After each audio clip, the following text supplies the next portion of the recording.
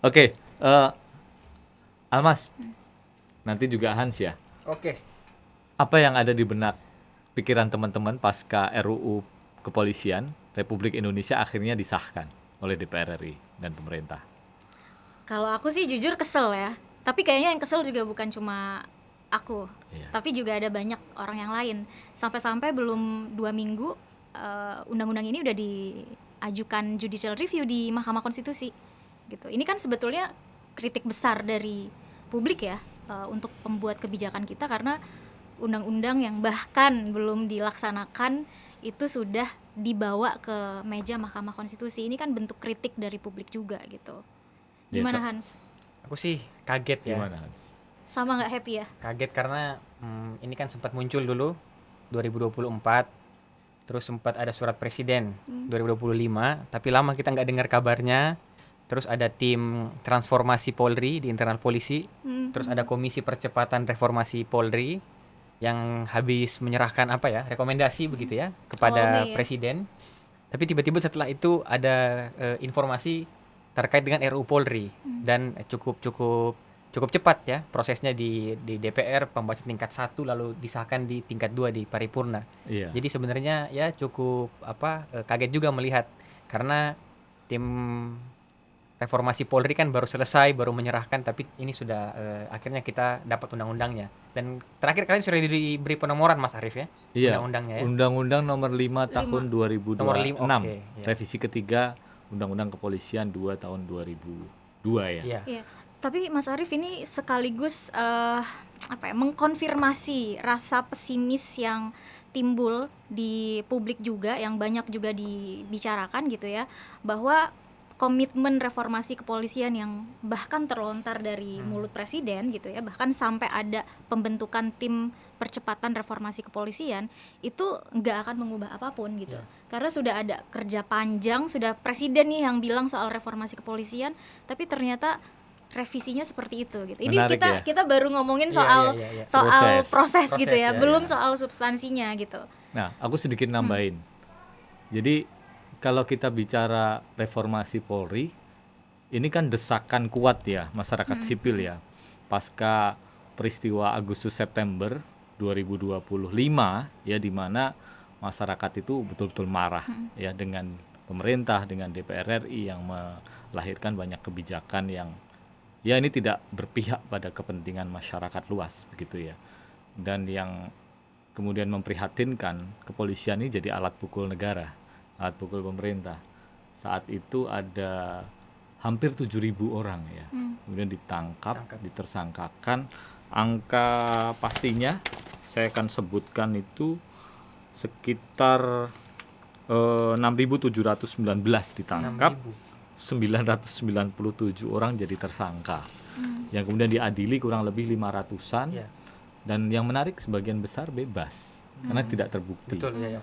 Ya, Iya. dianggap, tapi mereka sudah Tapi dikriminalkan, bebas itu mereka sudah ditahan. masuk penjara Sudah ya di kan, penjara. Sudah ditahan, bahkan bahkan ada berbulan-bulan. Benar, bahkan ada yang mengalami kekerasan, mengalami torture ya, penyiksaan. Karena kita banyak mendapatkan cerita dari teman-teman yang ditangkap dan ditahan kan, Iya, Mas ada Arief. Del Pedro, Iya. ya, kemudian ada Kharik Betul. dan kawan-kawan yang lain Iya. ya, di berbagai Iya. daerah, bukan Betul, hanya di betul. Jakarta. Iya, tapi gini, kerugian mereka itu bukan cuma di penjara berbulan-bulan, tapi mereka juga kehilangan pekerjaannya, ya kan, Iya. dapat stigma buruk gitu karena memang pernah ditahan Bahkan begitu. Kharik tuh kuliahnya hampir terancam itu. Iya, dan pasti kan secara ekonomi juga Betul. punya Iya. dampaknya. Jadi nggak heran sebetulnya seharusnya ya ini narasi atau tuntutan reformasi kepolisian itu ditanggapi dengan serius gitu oleh Dan pemerintah. Tapi kita sayangnya ya anti klimaks tidak gitu lupa kalau ya, bilang. kita tidak lupa setelah peristiwa Sambo, Teddy Minahasa, peristiwa Agustus September ini, seorang pengemudi ojol tewas dilindas oleh rantisnya Ya. Brimob ya, Polda Metro Jaya, Afan Kurniawan ya. Itu vonisnya gimana ya pelakunya? Hanya disanksi etik, tidak ada pidananya. Itu yang kemudian membuat masyarakat marah di berbagai daerah di Indonesia, mendesak presiden untuk membuat tim reformasi Polri. Nah, presiden akhirnya bentuk dan menjanjikan ada perbaikan di tubuh kepolisian melalui tim percepatan yang kemudian dahului lebih cepat tim internal Polri itu. Tim transformasi Tim namanya. transformasi yang dibentuk Listio Iya. Sigit ya. Iya. Jadi Ya, di sini dan- kan dari awal pun kita melihat bahwa sebetulnya ada penolakan ya kan, Resistensinya atas kuat sekali. tuntutan reformasi kepolisian itu. Dan sudah kita prediksi. Hmm. Ya, kita kan tergabung di Koalisi Reformasi Iya, Kepolisian. betul. Kita Iya. sudah menyampaikan di rilis kita, diskusi-diskusi kita bahwa ya kita pesimis bahwa reformasi Polri yang dijanjikan oleh Presiden Prabowo hanya berhenti di omong-omon, ya Omong-omong. berhenti di Omong atas kosong, kertas ya kan? omong Iya. kosong. Iya, Bahkan cuma ini retorika. kebohongan. Iya. Kita kan Kebohongan. sempat diundang Mas Arief sama Komisi Percepatan ya, Reformasi Polri. Ya. Dan kita ya. berikan maksudnya catatan tuh banyak sekali. Karena aku yakin semua yang diundang memberikan catatannya masing-masing. Konon hasil berapa rekomendasinya halaman ya? 3.000 itu kan halaman. 3.000 halaman. Ya, dibuang tong sampah semua kata Nah, itu salah seorang Anggota dari tim ya. tim Pak Mahfud ya. percepatan ya. Iya. Oke, saya balik lagi nanti tadi ya. Jadi ternyata berhenti di revisi undang-undang yang secara formil sangat bermasalah. Kurang lebih 15 hari prosesnya. Dan memang sangat cepat nih. Dan ini semacam tren dalam beberapa tahun terakhir.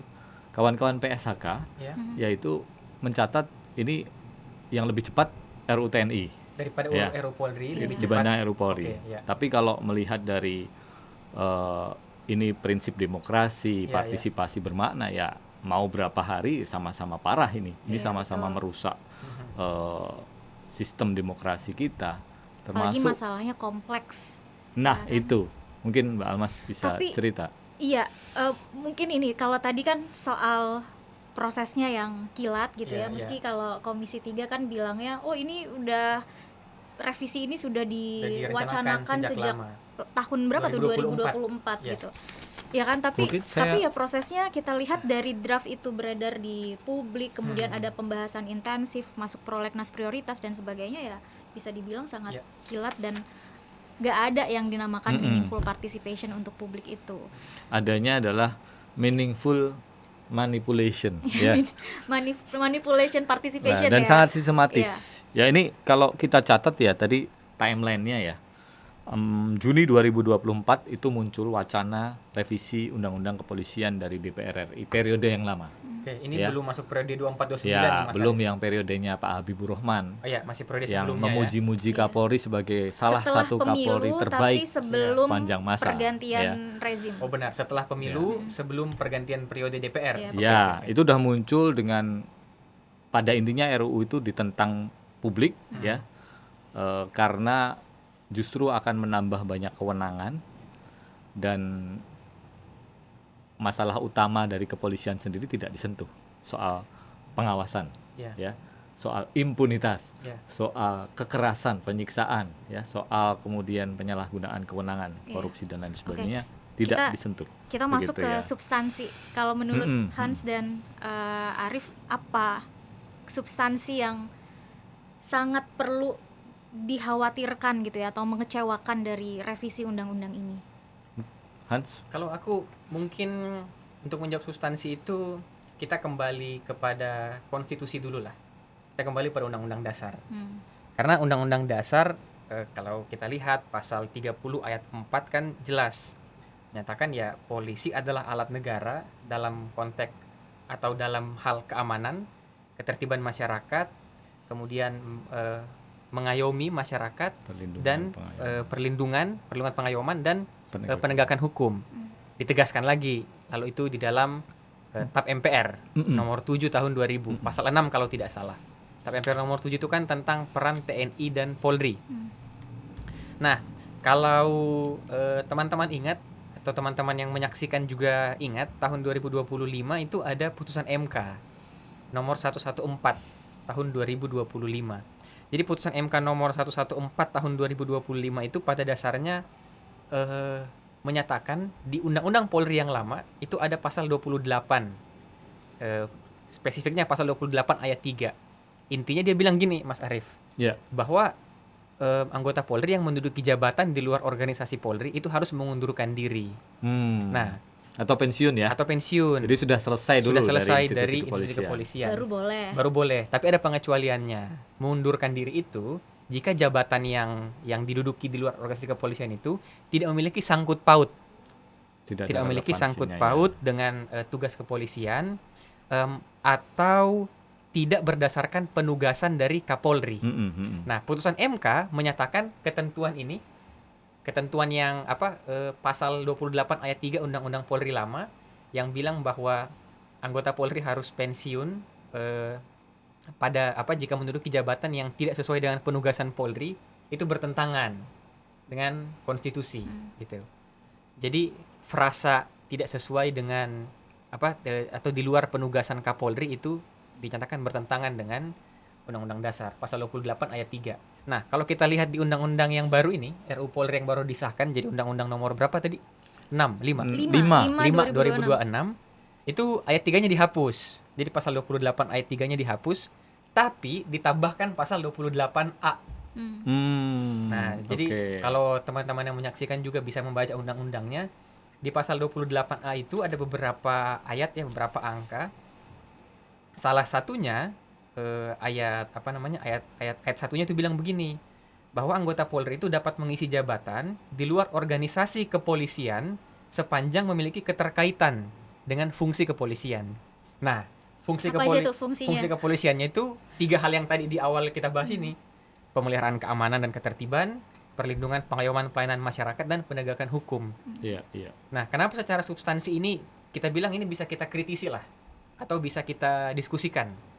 Karena tidak disebutkan apa kementerian atau lembaga yang sebenarnya bisa yang dianggap dijabat, ada yang sangkut dianggap pautnya memiliki dengan sangkut paut, memiliki tugas pokok keterkaitan kepolisian. dengan tugas pokok. Jadi kalau hanya disebutkan tugas pokoknya saja begitu, ini penafsirannya bisa meluas. Apalagi ada pelayanan masyarakat. Nah, misalnya pelayanan masyarakat, apakah misalnya yang berhubungan dengan pangan, dengan program-program seperti makan bergizi, atau proyek-proyek strategis pemerintah, Tanam strategis jagung, nasional, termasuk itu misalnya MBG gitu ya.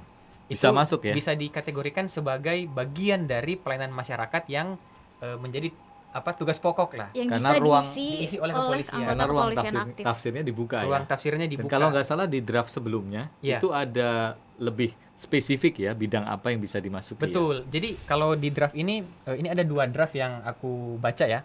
Draft versi 28 Mei sama draft versi 9 Juni yang akhirnya disahkan. Ya. Kalau di draft versi 28 Mei itu bidang apa saja yang disebutkan, Mas Arief? Disebutkan. Meskipun banyak juga. Ya, banyak juga, tapi paling tidak jelas disebutkan. Ya. Kalau tidak salah ada 17 bidang yang disebut, banyak biasa. sih. Iya.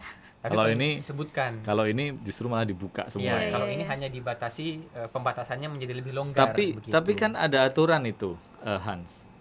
Asalkan ada permintaan ya dari kementerian benar. atau presiden. Di luar 3 fungsi tadi itu bisa juga, asalkan ada kebutuhan yang diajukan oleh kementerian atau lembaga. Benar. Atau penugasan dari presiden. Benar. Jadi nggak berlebihan gitu ya kalau kita bilang bahwa ini tuh pembatasan yang sama sekali tidak membatasi. Iya. Karena terlalu longgar dan ya apapun bisa dicari kemudian. Iya. Apa kaitannya dengan fungsi kepolisian yang tadi gitu. Apalagi sudah menyebutkan penugasan dari presiden, ya itu luas banget. Iya, dan kepolisian sendiri kan secara struktur ketatanegaraan ada di bawah komando presiden. Jadi kalau presidennya sudah minta menteri untuk masukkan dong polisian di semua kementerian lembaga, ya siapa yang bisa kemudian menolak? Iya, dan satu lagi sebetulnya tadi nyambung soal perluasan fungsi tadi itu ya, apapun kemudian bisa dikaitkan dengan fungsi kepolisian. Ini sebenarnya nggak cuma pasal berapa tadi, pasal 28A ya, tapi juga kalau kita lihat ada juga di pasal 14 ya, pasal 14 soal tugas dan pokok kepolisian. Itu kan juga ada tambahan di dalamnya. Nih disebutkan kalimatnya seperti ini: memberikan bantuan dan pertolongan serta kegiatan lainnya demi kepentingan strategis nasional berdasarkan kebijakan presiden. Ini kan masuk juga yang tadi sempat di-mention sama Hans dan Mas Arief ya, soal MBG dan sebagainya. Saya nanya Mbak Almas nih, atau teman-teman yang menyaksikan ini, apa maksudnya pertolongan serta kegiatan lainnya? Itu dulu, 1, 2. Demi kepentingan strategis nasional berdasarkan kebijakan presiden. Itu apa? Iya, sebetulnya masalah dari pasal ini tuh ada 2 lah paling enggak. Pertama, ketidakjelasan gitu ya. jangankan Tidak ada soal yang tadi, pembatasan, ya. bantuan itu apa sih? Ya kan, Ya. bantuan ini apakah dalam konteks melakukan Pengamanan, pengawasan penegakan atau hukum. iya bagian dari penegakan hukum, melakukan pengamanan, bagian tadi fungsi pengamanan dan sebagainya itu, atau sebagai eksekutor juga. Misalnya kepolisian kalau di program MBG kan ya bukan rahasia lagi ya, bahkan kepolisian juga sudah menyebutkan bahwa pihaknya itu sudah membangun atau menyiapkan 1179 SPPG, Banyak program MBG gitu. Kalau yang sebelumnya ini masih debatable, masih pro dan kontra dalam aspek regulasi gitu ya, apakah kepolisian boleh gitu ya kemudian mempunyai SPPG, mengelola MBG dan sebagainya. Dengan revisi undang-undang yang ini ya sudah ada cantolannya, ada di pasal 14, ada di pasal 28 bahkan ketika misalnya nanti 28 ada dia. pejabat anggota Polri aktif menjadi pejabat kementerian atau lembaga yang ada kaitannya dengan MBG gitu. Iya. Jadi ya ini salah satu perluasan fungsi dari kepolisian. Dan ya. bagi ICW sebetulnya ini juga bermasalah di aspek yang lain yang tadi bilang ada beberapa masalah.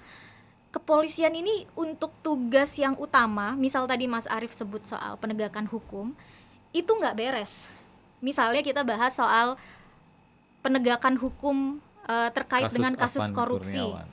Kasus Afan Kurniawan dan sebagainya. Ini kan kinerjanya juga banyak mendapatkan kritik dari publik gitu. Bagi ICW sendiri soal performa atau kinerja polisi dalam menangani kasus korupsi ya belum bagus gitu. Bahkan dari publikasi terbaru kami, tren penindakan kasus korupsi tahun 2024, polisi itu trennya selalu menurun, paling rendah menindak kasus korupsi di tahun 2024 gitu ya. Hanya ada sekitar 83 kasus di tahun 2024.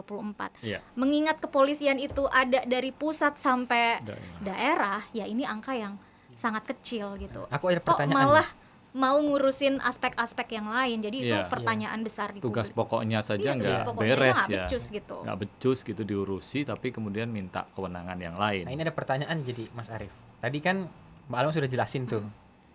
Tapi kalau kita lihat yang pasal 14 yang tentang memberikan bantuan pertolongan kepentingan strategis nasional, di penjelasan pasalnya disebut cukup jelas. Padahal tidak jelas Mas sama Arief sekali. tadi menanyakan padahal ya. Tapi pertanyaan Iya, jadi iya. begini. Berarti sebenarnya idealnya tugas kepolisian itu apa? Karena tadi sudah banyak Mbak Almas menyebutkan bahwa sebenarnya mungkin karena terlalu banyak yang harus dikerjakan, pada akhirnya tugas Tidak utama yang fokus. harusnya difokusi Iya. justru misalnya tadi dalam indeks korupsi segala macam menurun gitu kan. Iya. Nah, Penindakan kasus korupsi. penindakan kasus korupsi menurun, angkanya di situ. Tapi idealnya sebenarnya bagaimana? Apa sih yang kita bayangkan? Apa yang seharusnya fungsi kepolisian fungsi yang harusnya kepolisian paling yang- dikuatkan? Iya. Ya, kalau kita bicara Indonesia pasca reformasi 1998 ya, kita ingin negara kita itu negara Indonesia yang demokratis ya. Bahkan kita mendaku diri sebagai negara hukum, Iya. begitu kan. Dalam konteks negara hukum yang demokratis itu kan salah satu kata kuncinya adalah pembatasan kekuasaan, ya, dan juga ada pemisahan kekuasaan. Oke. Lah, tadi Hans sudah menyebut di awal nih, Kepolisian Republik Indonesia itu payung hukumnya di dalam konstitusi, ya, sebagai panduan berbangsa bernegara kita, itu harusnya tunduk pada pasal 30 ya, Ya, betul. soal bab keamanan Keamanan dan dan juga pertahanan. pertahanan, ayat 4 atau 3 ya, Ayat 4 4, ya. Ya, itu soal kepolisian itu alat negara ya, untuk kemudian menjaga keamanan ya, ketertiban, kemudian perlindungan, pengayoman masyarakat, dan satu lagi penegakan hukum. 3 fungsi utamanya itu yang harus dikerjakan. Dan satu lagi terkait penegakan hukum ini ada kaitannya. Polisi ini unik sekali. Iya. Ya, lembaga yang lahir pasca reformasi. Jadi ini yang melahirkan rakyat nih dengan gerakan 1998 Dengan ya. versi baru yang Dengan sebenarnya. versi baru yang harapannya jadi polisi demokratis. Polisi sipil, bukan polisi yang militeristik, Yang militeristik, ya. Terus kemudian yang profesional. Profesional itu artinya ya dia memang spesial. Betul. Dia itu sangat punya keahlian di bidang itu, sehingga kalau diseret kemana-mana justru kemudian melanggar ya, justru kemudian menabrak cita-cita reformasi. Betul. Nah ini yang jadi soal. Jadi Berarti jawabannya tadi adalah harus keamanan. balik lagi ke konstitusi. ke konstitusi, Iya. tugas pokok. Ya, dan sebagai harus alat harus negara. dibatasi Iya. di konstitusi maupun TAP MPR ya, melalui TAP MPR, Undang-Undang Kepolisian sendiri. Makanya tidak boleh rangkap jabatan dan disebutkan supaya supaya kemudian profesional dengan tidak berpolitik praktis Betul. dan tidak berbisnis. Nah, dengan pasal 28A tadi yang disebutkan oleh Hans, saya kira ini kepolisian akan ada di mana-mana nanti. Ya, di kementerian ini, di kementerian itu, ngurusi pertanian, Yang bahkan tidak ada ngurusi kaitannya. yang lain yang bahkan tidak ada kaitannya dengan Fungsi yang ada fungsi di pokok konstitusi. yang ada di konstitusi. Dan yang ngeri, yang menurut saya ini sangat brutal ya, bisa dibilang begitu ya. MK itu kan didesain pasca reformasi untuk menjadi penjaga konstitusi dan Yes. demokrasi ya, the guardian of constitution and democracy Indonesia kan. Sudah ada putusan 114 tadi disebutkan. Tapi Tidak boleh nih, dibangkang, ya nggak? tidak boleh nih rangkap jabatan nih, ya kan? Apalagi kemudian nggak pensiun dan tidak mundur, Mengundurkan diri. ya. Ini malah kemudian diatur. Bahkan minggu lalu ternyata ada putusan MK yang baru, 145 tahun 2026. Ini ada GR yang Soal apa menguji soal rangkap jabatan tidak boleh di kementerian lembaga yang tidak ada kaitannya sama sekali dengan tugas pokok polisian yang ada di pasal 30 ayat 4 Oke. konstitusi. Oke. Jadi Ya, jadi harus ada dua putusan dilimitasi. MK sekarang ini berarti. Ada Mas dua Ari. putusan MK, ditabrak semua sama RUU ini. Ya, tapi tugas pokok di revisi undang-undang ini kan udah bertambah tuh. Salah satu Nah, tadi itulah, pasal Mbak. 14 soal Jadi bantuan. pasal 28A pada akhirnya mengakibatkan negara ini ke depan bisa jadi negara polisi nih. Nah, ini belum lagi kita bicara RUU TNI ya, yang disahkan kemarin. Operasi militer selain perang jadi banyak sekali. TNI masuk juga sebenarnya di banyak proyek-proyek Iya. negara. Sebetulnya dalam konteks fungsi penegakan hukum, misal kita tadi ambil contoh bagaimana peran kepolisian di MBG dengan 1179 SPPG-nya, ini bukan cuma soal itu tidak sesuai dengan tugas pokok atau fungsi yang seharusnya dilakukan oleh kepolisian yang ada di konstitusi gitu ya, tapi ada unsur konflik kepentingannya juga gitu. Iya, itu yang bahaya. Makanya jadi tidak Karena- profesional nanti. Karena polisi kemudian hadir sebagai pengelola, tapi dia juga harusnya masuk untuk mengawasi dan melakukan penegakan hukum gitu. Ya, jadi kalau kita nemuin kasus korupsi misalnya atau kejanggalan di program MBG yang dilakukan misalnya SPPG Polri, ya kita jadi semakin sempit pintu untuk melapornya kemana gitu. Dan kalau kemudian ada korupsi di tubuh kepolisian sendiri, siapa yang akan kemudian mengawasi, Iya. menegakkan hukum? Dengan Nggak ada. dengan sejarah cicak versus buaya, KPK berani nggak ya nggak? Afan Kurniawan saja yang jelas kasusnya seluruh mata di dunia ini loh melihat ya, itu tidak diproses pidana kok. Nah, Jadi saya nambah sedikit tadi ya. Kalau pasal 28A mengakibatkan kementerian lembaga nanti akan bisa diisi pos-pos kepolisian, ya kan?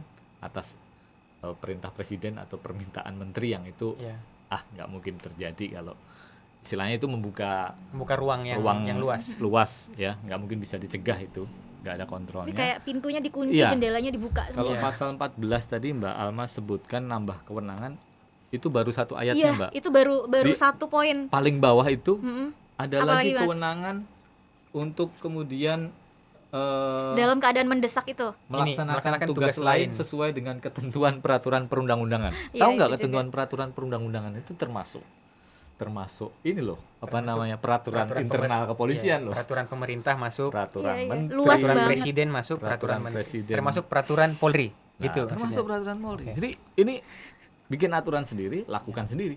Ini mengerikan sekali. Ini kayak semacam Itu pasal 14 ya. Huruf P. bukan lagi menambah kewenangan, Betul, ini betul. memberikan semua kewenangan kepada kepolisian, dan ini lebih parah dibandingkan Undang-Undang Kepolisian yang lama nomor 2 tahun 2002 yang kita sendiri juga punya Iya, iya, iya. catatan. Jadi Harusnya bukan itu dikurangi. memperbaiki ya, tapi Iya, justru makin merusak. justru makin Oke. merusak. Jadi potensi penyalahgunaan kewenangan, potensi kesewenang-wenangan akan sangat terbuka karena kewenangannya tambah besar, diskresi juga tambah luas. Padahal kritik masyarakat kurangi, batasi. Nah, itu baru 2 pasal. Itu berangkat dari yang statementnya Mas Arief terakhir tadi, Mbak Almas, Iya. tentang diskresi dan akuntabilitasnya. Iya. Ada nggak catatan lain lagi kita lihat? Ini juga ya di pasal soal pasal diskresi, 19. akuntabilitas. Itu baru 2 pasal kita tadi Soal kupas apa? ya. Diskresi Dan dan akuntabilitas. Pasal berapa tadi? Ya 19. banyak lah ya, tapi ada satu juga yang patut dipersoalkan juga, pasal 19 ya, yang menyebutkan bahwa dalam keadaan mendesak polisi bisa melakukan tindakan yang sesuai dengan ancaman itu, namun tidak ada mekanisme akuntabilitasnya juga gitu. Jadi kalau kita bicara misalnya dalam konteks demo Agustus 2019 2025 kemarin, Iya. terus kepolisian mengambil langkah pengamanan yang tidak seharusnya, yaitu kemudian bisa aja nanti disebut alasannya adalah ada ancaman atau kondisi mendesak. yang mendesak gitu. Mm-mm. Jadi ini yang kemudian menjadi pertanyaan, di mana semangat bahwa yang dikedepankan adalah upaya pencegahan gitu, di mana prinsip soal prinsip-prinsip HAM yang juga ada di Perkap, kemudian ketentuan soal pembatasan penggunaan kekuasaan, kekuatan dan sebagainya Iya, gitu. kekuatan Ketika di polisian. pasal 19 justru ada diselipkan gitu poin-poin yang seperti itu. Jangan-jangan kita akan menghadapi polisi yang ya udah wajahnya Brutal, seperti Agustus militeristik, 2025 kemarin gitu. Mungkin Hans bisa cerita Iya. tuh dampaknya. Apalagi sudah ada Perpol atau Perkapolri ya, Perkap nomor ya. 1 tahun Tahun 2026. 2000, itu tentang ini Yang tembak di 2025 ya. tempat itu ya, 2025 Iya, ya. 2026. Yang merespon Iya. aksi 2025. Iya. Jadi nomor 1 tahun 2026 kalau 26 nggak ya kalau nggak Iya. salah ya. Jadi berangkat dari itu tadi ya, yang Mbak Almas jelaskan, itu sebenarnya ada peraturan Polri atau peraturan Kapolri yang baru, yang sebenarnya mengatur tentang penindakan terhadap orang yang melawan petugas. Seperti itu. Jadi membuka ruang bagi kepolisian untuk melakukan tindakan kepada orang yang melawan petugas seperti itu. Tapi yang harus diperhatikan pada saat yang sama, Polri sebenarnya punya 2 peraturan Kapolri yang bagus, Mas Arya. Iya. Perkap 8 tahun 2009 Iya, tentang implementasi implementasi HAM dalam Kerja-kerja kepolisian. tindakan kepolisian, dan Perkap 1 Ya, 2009 penggunaan kekuatan. tentang penggunaan kekuatan dalam tindakan kepolisian. Di situ sebenarnya diatur bahwa dalam tindakan kepolisian perlu diperhatikan asas proporsionalitas, jadi Ya. harus proporsi, tidak boleh berlebihan tindakannya. Harus asas necesitas, Ya. jadi necessary, dibutuhkan, tidak boleh menimbulkan kerugian yang meluas, dan legalitas harus sesuai dengan hukum. Tidak boleh tindakannya itu kemudian melebihi hukum, begitu Ya. kan? Tapi pada praktiknya kita melihat bahwa ini banyak nih pelanggaran-pelanggaran terhadap asas tersebut, proporsionalitas, necesitas, legalitas. Ada kasus penyiksaan yang terjadi, Kanjuruhan, ada kasus yang extrajudicial sempat- killing, atau yang mungkin lebih diingat oleh publik, kasus kanjuruhan, begitu kan? Maka tentu akan menjadi sangat masuk akal kalau kita khawatir terhadap apa yang tadi Mbak Almas Iya. jelaskan. Iya. Ada ruang diskresi yang dibuka di Iya. dalam undang-undang begitu. Walaupun pasal berikutnya menjelaskan, di pasal tadi setelah Mbak Almas bilang aku jadi baca, pasal berikutnya menjelaskan bahwa anggota kepolisian dalam melaksanakan tugas berdasarkan pada prinsip profesional, proporsionalitas, transparansi, dan akuntabilitas begitu. Jadi tetap ada pengaturan tentang asas itu, tapi Iya. sebelumnya juga dibuka ruang untuk melakukan tindakan atau melakukan diskresi begitu. Jadi itu yang saya kira tidak heran kalau kita mengkhawatirkan itu Iya, begitu. Nah, aku baca data ya biar apa yang disampaikan oleh Hans ini ada basic argumentasinya.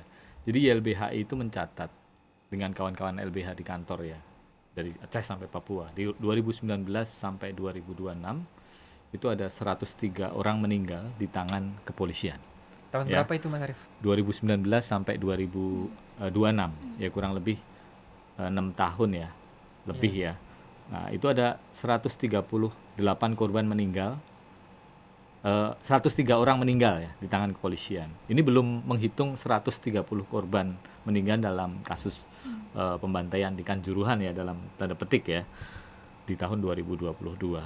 Dan yang menarik adalah YLBHI mendata ada 28 diantaranya dari 103 itu meninggal karena penyiksaan di kepolisian di tahanan kantor-kantor kepolisian, dan 95 lainnya meninggal karena ditembak oleh kepolisian. Jadi ini masuk dalam konteks extrajudicial killing. Jadi belum ada putusan pengadilan tapi sudah ditembak, ya, penembakan. Ini dalam proses penegakan hukum berarti ya. Ini dalam proses kerja-kerja kepolisian, penegakan hukum. Jadi kekhawatiran, ya, tadi pasal baru di Undang-Undang Kepolisian pasca revisi di pasal 19 itu bukan omong kosong. Ini faktanya sudah terjadi, ya, dan memang membahayakan disebutkan ya keselamatan soal masyarakat. transparansi, akuntabilitas dan lain-lain. Tapi melihat bagaimana sepanjang sejauh ini itu diterapkan, itu dijalankan di kepolisian, ya itu apa artinya gitu? Karena nggak ada satupun pasal yang kemudian menguatkan prinsip-prinsip akuntabilitas dan transparansi itu. Misalnya ngomongin soal pengawasan, kan bagian untuk akuntabel itu adalah diawasi gitu ya. Tapi pengawasannya juga apa sih, aspek penguatannya juga nggak ada. Nah, ini nyambung kita nih. bisa bicara soal bagaimana fungsi Kompolnas di dalam revisi undang-undang ini dan sebagainya gitu. Jadi ya itu tadi menurut kami sih ya penguatan akuntabilitasnya nggak ada di sini. Ya nyambung ya. Jadi kita baru bahas 2 pasal. Ya banyak sebetulnya. Masih ada pasal lain di undang-undang kepolisian yang baru yang konon menurut DPR RI Komisi 3 ini penguatan aspek akuntabilitas dari kepolisian, tapi saya kira itu omong kosong. Kenapa? Karena kalau tadi kita menyebutkan soal penggunaan kekuatan di institusi kepolisian, kita rujuk Perkapolri ya, 1 dan 8 2009, itu di sana memang ada tanggung jawab untuk kemudian melaporkan setiap penggunaan kekuatan oleh kepolisian kepada atasan, tapi hanya kepada atasan. Tapi itu tidak pernah ada laporan ke publiknya, ya. Dan ini persoalan sangat serius soal oversight, pengawasan di institusi kepolisian, khususnya di internal, apalagi kemudian di eksternal. Lah, bicara soal eksternal, ini di undang-undang yang baru, ya. Nanti Hans mungkin bisa menambahkan ya. Soal Kompolnas itu diatur di pasal 39 kalau nggak salah. 19A ya, khususnya di pengawasan internal. Itu pengawasan internal ya. Ya, pengawasan internal, ya. Dan kemudian pengawasan eksternalnya di mana? Kompolnas itu pasal 38. Pasal 38 ya. Nah, kita bahas yang internal dulu. Kompolnas dulu deh. Internal dulu atau eksternal dulu nih? Boleh, bebas lah. Internal dulu. Internal dulu kali ya. Oke. Jadi kritik publik ya, kritik kita lah ya di Koalisi Reformasi Polri ya, LBHI, Kontras, ICW dan teman-teman yang lainnya. Itu kan melihat bahwa internal oversight di kepolisian itu jeruk makan jeruk. Ya kan? Jadi kepolisian mengawasi dirinya sendiri. Ya, baik itu melalui Propam, baik itu melalui Wasidik ya, sama Irwasum. Ya kan? Nah, ini ketiga fungsi pengawasan internal ini sudah terbukti gagal. Kita bisa melihat kan kasus Sambo, kasus Teddy Minahasa, nggak usah kita bahas lah. Itu ada rekayasa kasus, ada penghilangan alat bukti, ya, obstruction of justice. Sekarang pelakunya masih naik pangkat terus tuh, ya kan? Dan kasus Sambo yang lainnya juga tertutup akhirnya, ya kan? Kasus Teddy Minahasa juga begitu, tidak terbongkar siapa sebetulnya yang terlibat dan lain sebagainya. Belum lagi Afan Kurniawan yang sampai hari ini ya tidak ada keadilan bagi publik gitu ya. Rasa keadilan masyarakat masih diinjak-injak, masih dibuang jauh oleh internal kepolisian karena impunitas yang ada, ya kan?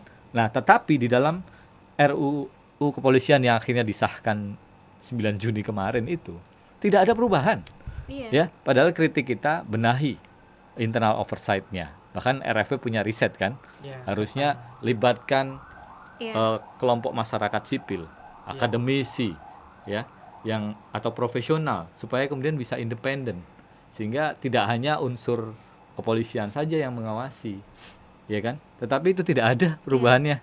Sebetulnya aku ada pertanyaan ya soal kalau banyak kritiknya terus siapa yang diuntungkan dari revisi undang-undang ini gitu. Tapi ada satu pasal yang sangat kontroversial belum sempat kita bahas.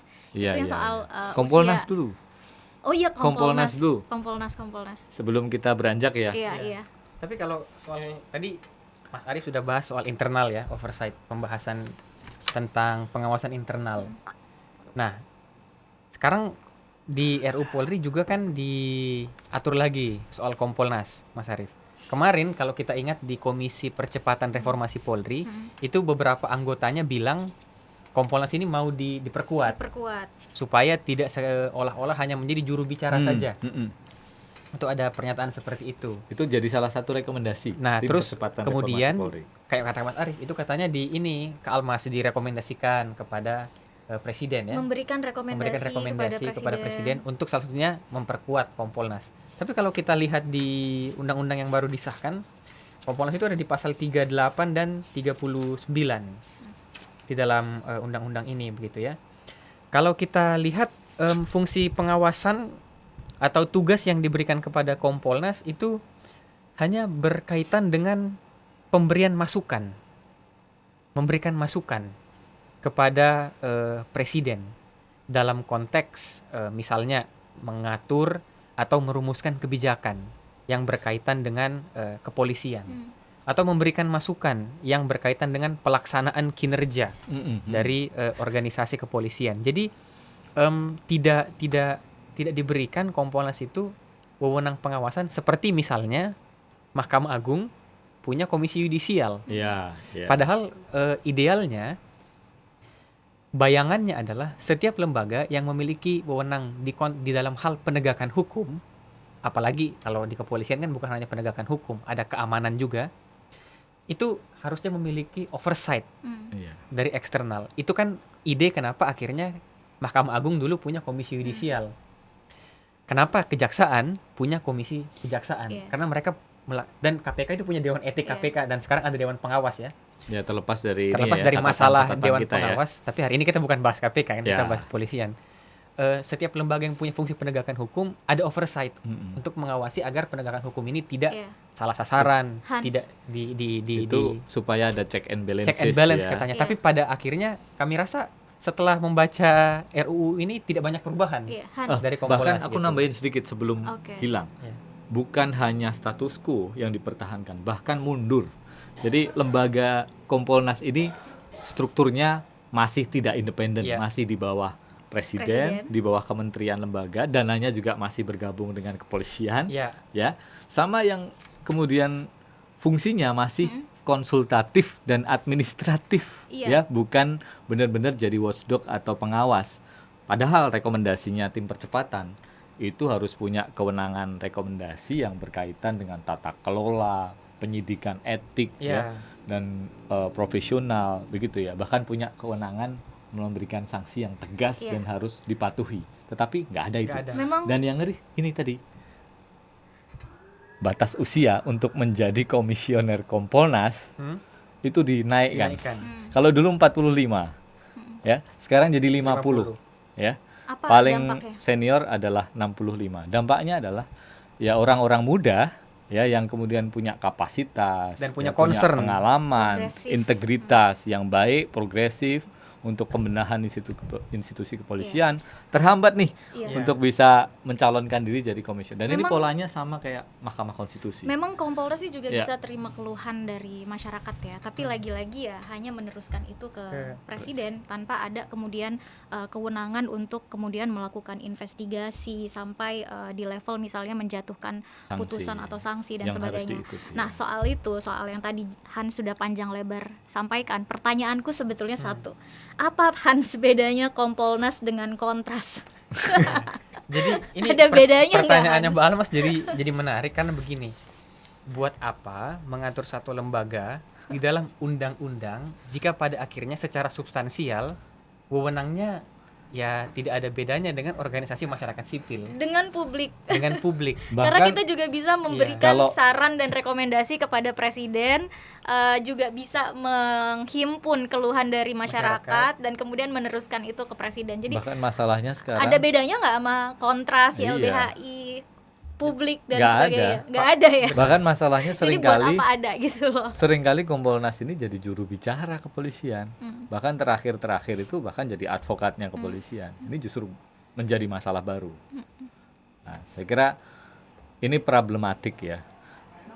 Dan gimana ini teman-teman? Jadi aku merasa Ya itulah memang sudah pantas undang-undang ini di GR, tidak hanya di masih ada aspek satu lagi. formil dan tapi juga militer. Jangan buru-buru JR, Mbak Elmas. Ada satu pasal yang tadi mau kita bahas. Ini belum semua ya teman-teman iya, ya. belum semua. Kita baru bahas 3 Salah pasal. satu yang kontroversial 4 pasal. sebetulnya. Ini baru yang keempat. Ini yang Usia. salah satu pasal yang sangat kontroversial dan ini memang sudah diusung dari tahun 2024 oleh DPR periode lama dan ditolak oleh masyarakat, yaitu mengubah batas usia pensiun kepolisian ya. Yang menarik sebetulnya bukan hanya di level Tamtama atau Bintara yang naik ya sampai dengan usia 58 ya. Iya kan? Iya. Tamtama dan Bintara 59 di Oh. undang-undang baru Di ini. yang baru atau di lama baru? Yang Di baru 59. Baru yang 59 baru ya? 59 ya. Iya. Nah, tapi kalau perwira tinggi Hmm. ya. Jadi Tamtama, Bintara, perwira pertama sampai menengah itu sampai 59. Ya kan? Jadi kalau di sini Mas, Tamtama Bintara 59. Perwira pertama, menengah dan tinggi 60. Oke. Khusus perwira tinggi bintang 4, Artinya Kapolri nih. ya, Oke. itu paling tinggi 60 tahun dan dapat diperpanjang 1 tahun. Tapi ini berikutnya atau sesuai dengan kebutuhan yang Yang ditetapkan presiden. Oke. Nah, ini yang kemudian sangat Banyak banget ya kontroversial soal ya. request dan kebutuhan presiden ya nggak sih? Penugasan dari presiden, ini kebutuhan presiden gitu. Dan saya kira ini masalahnya sangat serius nanti. Polri itu hari ini anggarannya sudah terbesar nomor 2 setelah Iya. MBG ya. Dan naik mulu kan. Dan naik mulu. Sementara Yang lain diminta efisiensi tapi Polri naik terus. nah sama Menhan ya naik mulu ya. Nah, ini masalah diskriminatif ini. Nah, Iya. yang kemudian menarik. Mas sorry, karena tugas dan kewenangannya melebar. Oh iya, Iya nggak, tugas Jas? kewenangan. Justifikasinya mungkin itu ya? jadi justifikasi kenapa. Tapi seharusnya anggaran, menurut karena, konstitusi kan nggak boleh lebar. Iya, makanya. Memang justru harus dibatasi Iya. supaya profesional. Ya namanya juga ya udah kan? diacak-acak gitu Nah, kan kok ini ini- kita hukum kita. seru juga ya Ini bahas masalah undang-undang ini. ya. Saya kira siapa yang kemudian bisa sampai 60 tahun, 61 tahun kalau tidak Kapolri nih. Iya. Ya, Kapolri hari ini kalau tidak keliru Pak Listio Sigit itu usianya 57 tahun ya. Ya, jadi pasca undang-undang ini dia bisa otomatis nih di aturan peralihan ada bisa sampai 60 tahun. Ya Dan kan? itu tahun berapa tuh? 2020. Coba kita tambah. 57 tambah 3 berapa? Bisa 89 Iya, 2029 dan ya. 2029 ada apa? Ada pemilu. Ya. Jadi Oke. kita melihat bahwa meningkatkan batas masa usia pensiun perwira tinggi ya Kapolri ini ada udang di balik batunya. Jadi ada kepentingan politik kekuasaan yang memang aromanya sangat kuat menyengat ya. Betul. Busuk lah baunya ya. Iya. Yang saya kira ini menjadi salah satu persoalan inti dari revisi undang-undang ini. Pertanyaannya apa urgensinya menaikkan masa jabatan usia pensiun kepolisian? Bukankah itu akan menambah beban anggaran APBN yang hari ini sudah cekak dan bahkan minus? Iya. Ya kan? Sementara budget untuk kebutuhan masyarakat seperti pendidikan, kesehatan ya itu begitu kecil, begitu di daerah juga kecil, sementara ini justru malah dinaikkan pos anggaran keamanannya. Terus yang kedua, bagaimana regenerasi kepemimpinan di institusi kepolisian sendiri, ya kan? Pasti akan bottleneck nih, Iya, iya, iya. ya kan? Oh ya betul itu Ya, betul. dan Mas yang Arief. ketiga produktivitas. Betul. Ya. Apakah kemudian polisi semakin senior itu semakin progresif, semakin produktif ya, semakin bisa dinamis gitu ya di menjawab kebutuhan masyarakat. Sementara pemerintah selalu menggaungkan orang muda itu Iya, harus oke. mengisi pos-pos Iya. strategis negara. Boleh di Wapres tapi nggak boleh di Kompolnas, nggak boleh di MK, nggak boleh jadi Kapolri. Lah gimana ini nggak konsisten? Iya, betul. Ya kan? Betul. Aneh menurut Aku saya. punya bayangan mungkin Mas Arief Iya. ya.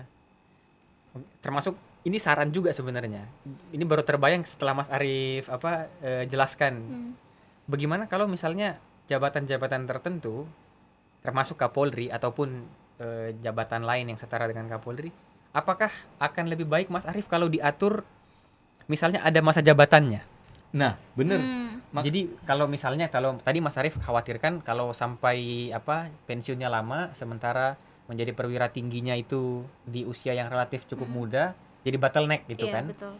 Nah, daripada solusinya dipindah-pindahkan ke jabatan lain yang lain. atau dipindahkan ke luar institusi organisasi, kalau kira-kira diatur masa jabatan 5 tahun misalnya. ya berapapun lah, Ya, bagaimana kira-kira? harusnya begitu, karena salah satu prinsip konstitusionalisme ya, demokrasi itu adalah pembatasan kekuasaan. Tidak boleh seseorang itu bisa menjabat lama tanpa kemudian ada batasan akuntabilitas. Dan itu masalah di RUU ini. Di pasal 9 yang menarik. Ini berkaitan ya dengan usia Pasal berapa? pensiun. 9. Pasal 9 itu tambahan pengaturan mengenai kewenangan Kapolri ini tanpa mengatur adanya masa jabatan ya, termasuk mekanisme pertanggungjawaban serta pengawasan Kapolri yang memiliki kedudukan langsung di bawah presiden. Jadi justru malah menguatkan posisinya sebagai pembantu presiden ya. Padahal di sisi lain tadi sebagaimana mandat konstitusi, dia itu sebetulnya bagian dari pasal 24 ayat 3 juga, badan-badan lain yang mengurusi soal kekuasaan kehakiman, artinya penegakan hukum harusnya independen. Nah, jadi memang itu kritik rasanya, kita dari awal soal struktur itu rasanya tidak penting terjawab. dan menarik ya soal pembatasan masa jabatan, apalagi kita melihat ada kecenderungan gitu ya, ada tendensi ya mau bagus atau nggak bagus kinerjanya, banyak kasus atau enggak, banyak skandal, banyak kritik dari masyarakat, ya nggak ada evaluasi yang berarti gitu ya dari presiden terhadap Kapolri yang sedang menjabat gitu. Bahkan menurut Ketua Komisi 3 Habibur Rahman, Kapolri hari ini nih dinobatkan sebagai salah satu Kapolri terbaik ya sepanjang masa. Teman-teman setuju atau enggak? Di tengah kemudian masalah Kanjuruhan, Sambo, Teddy Minahasa, terus kemudian 2005 September Agustus 2025 gitu ya. 2025. Ya, itu terjadi di tengah masa jabatan beliau nih. Kalau ditanya setuju atau nggak setuju, sebenarnya bingung soal apa sih prestasinya gitu. Prestasinya tuh apa? Karena yang justru banyak mencuat ke publik itu adalah kontroversi dan skandal gitu. Apa sih? Satu fungsi aja deh. Di penegakan hukum tadi kita udah bicara panjang lebar soal penindakan at least di kasus korupsi yang terendah 5 tahun terakhir tuh 2024 terendah. Nah, kita sekarang lagi mengkaji nih untuk tahun yang terakhir kemarin yang sudah tutup tahun 2025 gimana. Soal menjaga keamanan masyarakat juga kan banyak banget kasus-kasus, bahkan masyarakat menjadi korban dari kebrutalan Polri itu sendiri gitu ya. Jadi ya aku nggak tahu ya, harusnya DPR itu menjelaskan ke publik apa sih prestasi sampai kemudian memberikan penghargaan. Tapi yang terlihat sangat kentara di sini memang relasi antara DPR dengan kepolisian tuh sepertinya memang harmonis sekali ya. Tadi sempat dibilang soal anggaran misalnya, yang lain efisiensi, ini justru ditambah. Memang ada keadaan darurat apa sih di Indonesia dalam konteks keamanan gitu ya. Kalau Indonesia darurat ya sudah sejak lama kita suarakan gitu. Tapi dalam konteks kebutuhan untuk pengamanan, sedang perang juga enggak gitu ya. Kenapa kemudian yang perang negara lain gitu, tapi yang dinaikkan anggaran keamanannya di Indonesia. Di 2027 tahun depan misalnya, ini kan lagi rame juga ya. Beberapa hari ini di media tuh lagi rame dari anggaran yang tadinya direncanakan 184 triliun kemudian mau dinaikkan gitu, sekitar 66,1 triliun. Jadi ya apa esensinya gitu, apa kebutuhannya. Dan kalau dilihat trennya anggaran kepolisian itu kan memang selalu naik ya dari tahun ke tahun gitu. Jadi di 2025 106 triliun, kemudian naik lagi di 2026, naik lagi di 2027 gitu. Sementara anggaran pendidikan dipotong terus ya untuk MBG ya. Iya, jangan selain penting untuk melihat pada aspek alokasi anggaran untuk di sektor yang lain, dari aspek prestasi dan rencana kerja aja, apa sih yang melegitimasi atau menjadi justifikasi bahwa anggaran kepolisian tuh memang harus sebesar itu dan harus dinaikkan di tengah situasi ekonomi hari ini gitu. Iya. Dan dalam periode 2 presiden ya, Kapolri ini menurut saya Kapolri yang paling mengerikan dalam Kenapa konteks membatasi kebebasan sipil, merepresi hak berpendapat, berekspresi ya. Jadi YLBHI itu mencatat, ya tadi penangkap, termasuk kontras ya, Iya. dan teman-teman yang tergabung di tim investigasi peristiwa Agustus September, penangkapan masyarakat sipil terbesar sepanjang sejarah pasca reformasi itu terjadi di tahun lalu, ya ketika demo besar, ya mengkritik kebijakan negara yang amburadul itu, tapi kemudian merugikan kepentingan masyarakat kecil begitu ya, di peristiwa Afan Kurniawan itu dilakukan oleh kepolisian. Praktek penyiksaan, penggunaan kekuatan berlebihan, bahkan pembunuhan di luar proses hukum, impunitas ujungnya, tidak ada keadilan. Terus kita punya riset, teman-teman YLBHI dari Sabang sampai Merauke kan setiap hari menangani kasus, ya, dan ini ada kasus khusus yang kami tangani, kasus kriminalisasi, ya, terhadap masyarakat yang memperjuangkan haknya, masyarakat yang berpendapat, berekspresi. Itu kami mencatat dari kurun waktu 2019 sampai 2025, ya, itu ada 172 kasus dengan 1.122 korban kriminalisasi. Ini Ya. adalah orang Dalam konteks penegakan hukum. Jadi dalam konteks yang supaya jelas ini Mas Clear. Arif. Jadi pemidanaan kepada orang yang berekspresi Kritis. dan mempertahankan Kritis. atau memperjuangkan haknya. hak-haknya, Ini termasuk mengkritik ya, pemerintah di wilayah digital ya. Ini risetnya YLBHI terbaru ini ya. Ya, dan ini terjadi menariknya ya. Bukan hanya kepada pelajar mahasiswa, Iya. tapi juga kepada jurnalis, Oke. kepada petani, nelayan, masyarakat adat, termasuk akademisi dan aktivis, advokat. Aduh. Itu semua rata gitu Jadi ya. dari 1.000 tadi itu kita bisa lihat klasternya mulai dari pelajar, mahasiswa, aktivis, Iya. advokat, sampai tadi kata Mas Arif petani gitu. Ya, ya. Oke. Iya, iya.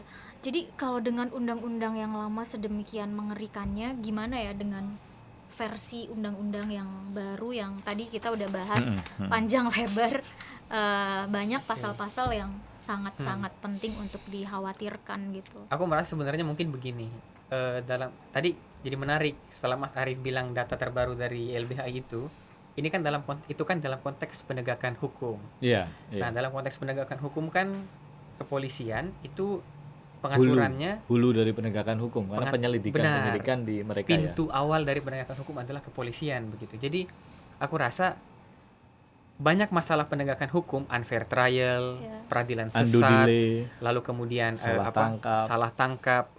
undue delay, Ya. itu akan minim, akan berkurang kalau kepolisian dapat melakukan fungsi penegakan hukum Dengan baik. yang berperspektif pada itu tadi, pada asasi hak asasi manusia. manusia, pada civil Transparan, liberties, akuntabel. transparan, akuntabel dan lain-lain.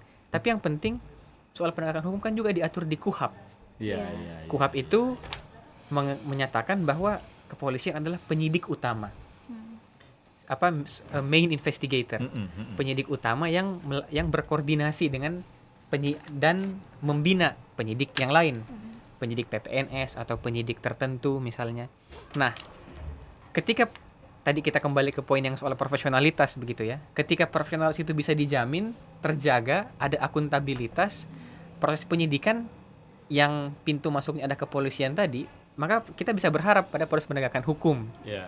Tapi kalau sejak awal sudah bermasalah, tidak heran. Selanjutnya ya bermasalah. Seperti yang Mas Arif juga. bilang, ada 70 lebih. Iya, iya. Ternyata kasus kriminalisasi yang dicatat sama YLBHI gitu. Jadi aku rasa masalahnya relevansinya dengan relevansinya hukum acara dengan pidana ya. dengan hukum acara pidana Iya, juga iya. penting, dan Ya. masalahnya bukan hanya di undang-undang Polri saja, tapi juga di undang-undang di yang lain beberapa yang undang-undang berkaitan lain yang dengan berkaitan. Betul. kewenangan kepolisian. Nah, yang menarik Hans, tadi 170-an kasus itu yang ditangani LBHI loh Iya. ya. Belum yang ditangani Belum yang lain. kontras, Betul, betul. ditangani teman-teman LBH atau advokat yang Ini lain baru ya. data kontras. Iya, jadi lebih banyak Data sebetulnya. YLBHI. Sebenarnya Iya. data menarik di sini dan ironis sih sebenarnya. Data YLBHI itu kontras dengan datanya ICW soal kinerja kepolisian dalam kasus korupsi. Oh, benar. Ya enggak. Tadi Mas Arif menjelaskan ini Giat banget adalah kriminalisasi, giat iya, ya. giat banget gitu, banyak banget kasus kriminalisasinya dan baru kasus YLBHI Tapi bisa jadi bertambah benar, gitu tapi kan. anti korupsi Ya, Pak, Sedangkan sudah untuk- bertambah Profesor Saiful Munjani, Ferry Amsari, Ferry Amsari. dan Islah Bahrawi yang Ya, kemudian ya, ya. dilaporkan karena Ini baru mengkritik ini ya, Prabowo baru ya, Sedangkan- dan Tio Ardianto juga. Sedangkan untuk penindakan kasus korupsi di 2024 itu terendah di 5 tahun terakhir kinerja kepolisian dalam menangani kasus korupsi Kan gitu. sibuk Hanya ngurusi ada SPPG. betul. food Belum ada estate. waktu Iya. itu. Kan Oh, iya, 2024 iya. 24 itu gitu belum, ya. Siap, belum. siap. Apalagi Belum ada udah ngurusin SPPG gitu. Hanya 83 kasus, 191 tersangka dengan nilai kerugian negara sekitar 420-an miliar gitu.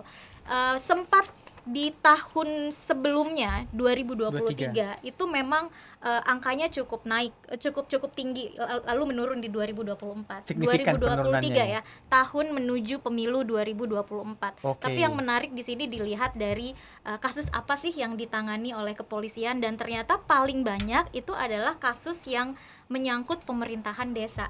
Dari jumlah kasusnya gitu ya. Jadi lebih banyak mengurus kasus-kasus kecil pemerintahan desa Ini gitu berkaitan ya. sama dana desa ini, Kak, berarti. Aku nggak tahu apakah berkaitan dengan pemerintahan desa, apakah berkaitan dengan pemilu Iya, 2024 gitu ya, karena kita lihat kemarin kan juga banyak sekali tuh pandangan-pandangan pengamat Iya. ataupun yang menganalisis bahwa ada kontribusi gitu ya, parcok kepolisian gitu Iya, di pemilu iya. 2024 lewat upaya-upaya penegakan hukumnya. Tentu ini perlu di riset lebih jauh. Tapi kuat yang sekali ya. pasti memang yang Narasi itu soal parcok gitu. Trennya ada. naik Iya.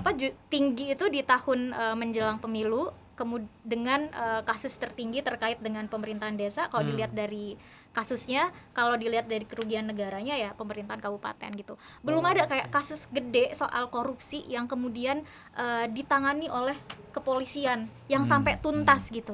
Misal ada soal kasus suap yang menyangkut siapa, mentan Syahrul Yassin Limpo Syahrul Yassin Limpo. dan mantan Firly. ketua KPK Firly Firly Bahuri. Bahuri, tapi kan nggak jelas sampai sekarang Iya. ya kan. Firly Bahuri. Iya. Kasusnya menguap entah kemana ya. Nggak tahu ya kan, padahal Ya. itu ya Padahal kasus sudah yang seharusnya diprioritaskan. dilimpahkan KPK ke Polda Metro ya. Iya, kasus yang berbeda tuh yang terkait dengan suap kan. Iya, ini Oke. kan kalau Syahrul Yassin Limpo itu oleh KPK atau Kejaksaan Agung ya?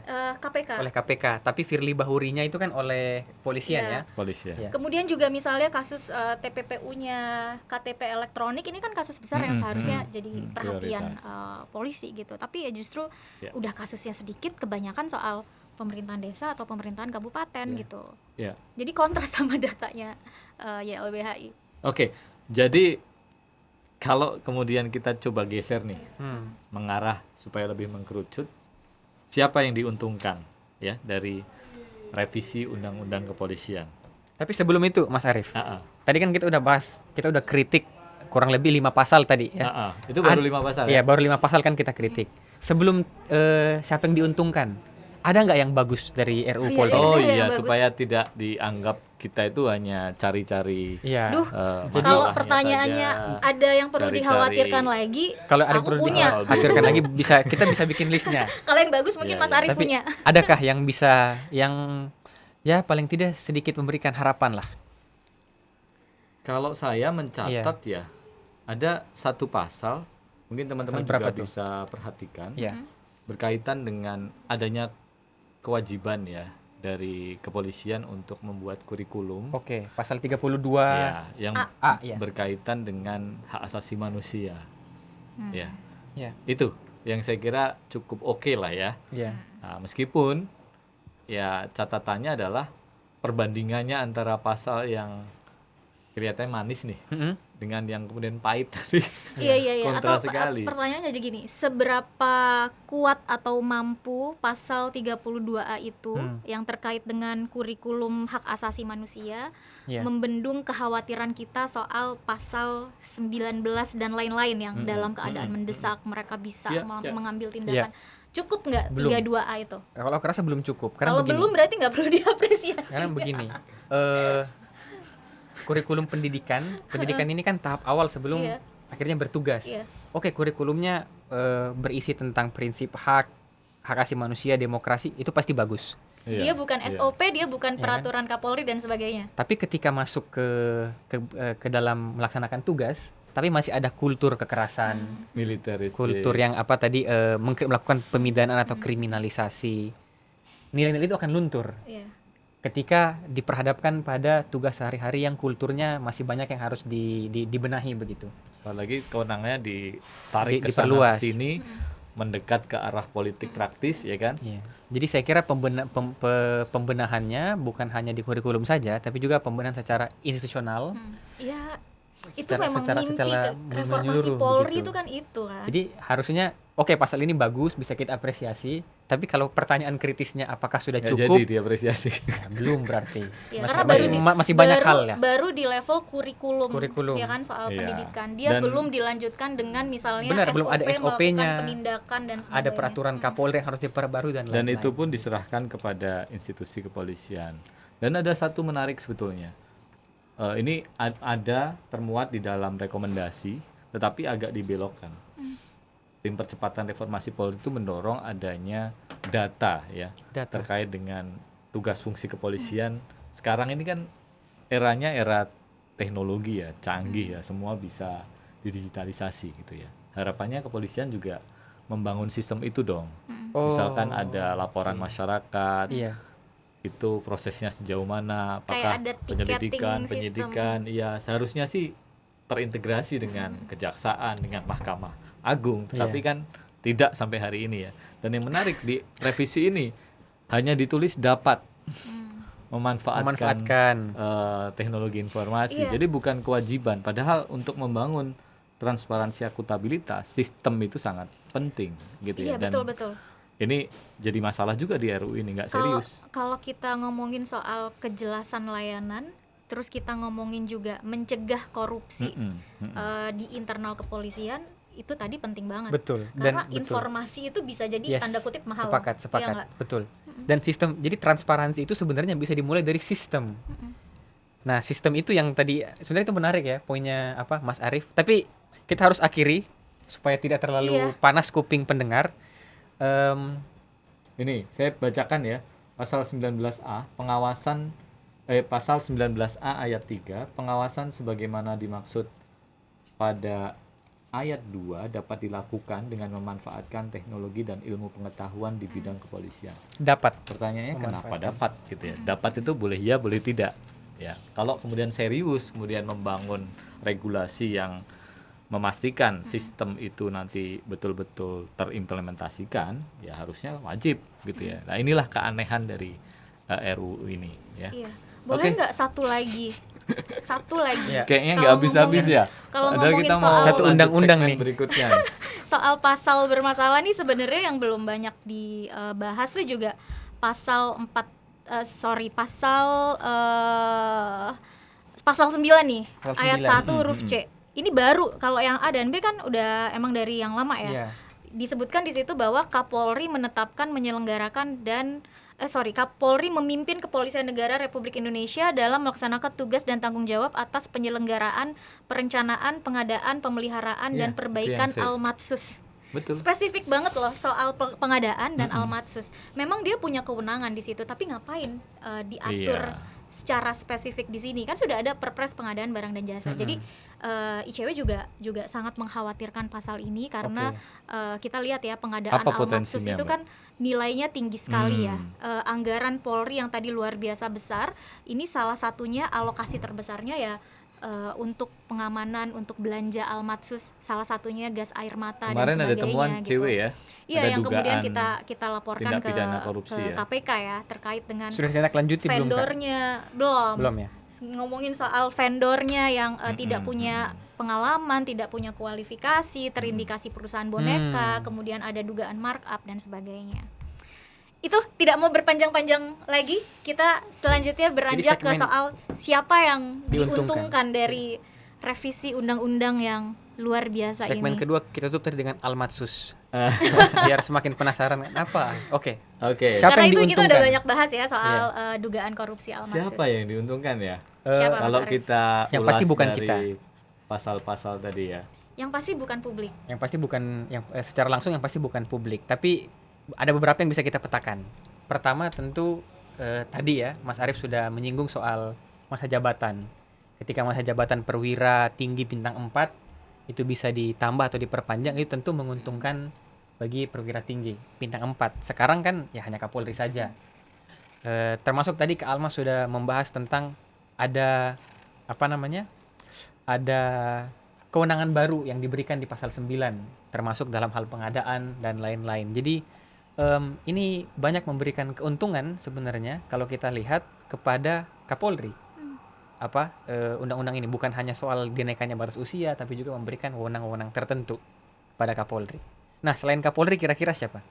Iya. Aku ingin ini ya, kalau yang diuntungkan oleh Kapolri, yang diuntungkan adalah Kapolri, mungkin iya ada aspek-aspek yang kemudian Khusus menguntungkan ya. Kapolri khusus gitu. Secara apalagi ngomongin misalnya ya. usia Jabatan perpanjangan ya. usia pensiun dan sebagainya gitu. Tapi Kapolri ini kan bekerja tanda kutip juga Untuk institusi. dan Untuk atas anggota. perintah dari presiden juga gitu ya. Apalagi kalau kita lihat Setelah struktur banyak sekali ketentuan yang diubah dan menegaskan soal aspek tadi ya, presiden berdasarkan penugasan presiden dan sebagainya gitu. Jadi aku rasa ya nggak cuma Kapolri, Kapolri gitu ya, tapi juga presiden dalam artian kepentingan di luar soal kepentingan penyelenggaraan negara gitu. Jadi bisa jadi juga seperti itu. Secara struktur ketatanegaraan kan tidak berubah, bahkan ditegaskan di undang-undang ini bahwa posisi Kapolri itu di bawah presiden kan, ya kan. Dan tadi kalau kita flashback ke pasal 14 yang disebutkan oleh Mbak Almas, itu ada tambahan pasal soal membantu memberikan pertolongan pada proyek strategis. Ya, melalui kegiatan-kegiatan lainnya kepada proyek strategis kebijakan presiden. Nah, tentu yang sangat diuntungkan presiden dan rezim pemerintahannya, ya kan? Kalau mau minta bantuan kepolisian mudah sekali karena kepolisian ada di bawah strukturnya. Kalau kita coba runut ya kasus-kasus kekerasan yang dilakukan oleh kepolisian dalam skala yang besar, misalnya demonstrasi Agustus 2025 ataupun aksi-aksi yang lain, ini kan yang dikritik oleh publik sebetulnya adalah kebijakan presiden, ya kan? Tapi yang kemudian maju untuk melakukan pengamanan sesuai dengan tugas pokoknya itu adalah kepolisian. Ya seharusnya mengamankan gitu, memastikan demonstrasi itu berlangsung aman. Lalu kalau kemudian pada realitanya berujung pada ada kerusuhan, kekerasan dan kekerasan yang kemudian dilakukan oleh kepolisian, ini kan ya ada kaitannya dengan kepentingan presiden itu tadi dengan gitu kebijakan ya. yang dikritik itu. Iya, yang dikritik kan kebijakan presiden. Yang maju menghadapi ini kan nggak presiden langsung, ya kan. Yang melakukan pengamanan ini adalah kepolisian, anggota-anggota polisi level bawah ya sebetulnya ya, yang berhadapan langsung dengan mahasiswa, dengan aktivis, dengan publik luas dan sebagainya gitu. Seharusnya kan demo ini dijawab oleh presiden dengan memberikan kejelasan dan perbaikan soal kebijakan gitu. Tapi kemudian dijawab dengan kekerasan yang dilakukan oleh kepolisian.